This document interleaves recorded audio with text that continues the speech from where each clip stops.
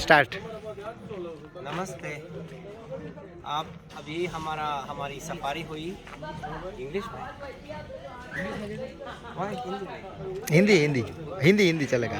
अभी हमारी इस शाम को सफारी हुई, ये गिरनार नेचर सफारी, बहुत अच्छा लगा।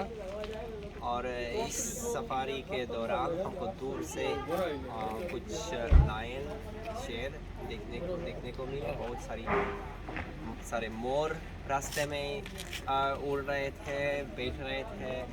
और सांबर, स्पॉटेड डियर्स, और क्या क्या है, नीलगाय भी बहुत सुंदर। कई अच्छी फ़ोटो खींचने का अवसर मिला।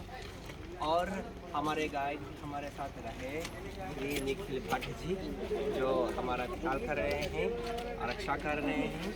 बहुत सेफ यात्रा थी, बहुत अच्छे वातावरण में, अच्छे माहौल में थे हम। एकदम दोस्ती वातावरण था, बहुत ही अच्छा लगा। और सभी को ये रिकमेंड करूँगा कि श्री निखिल भट्ट जी के साथ दूसरे भी ये सफारी करें। बहुत अच्छा लगा। Thank you sir, very much. Thank you.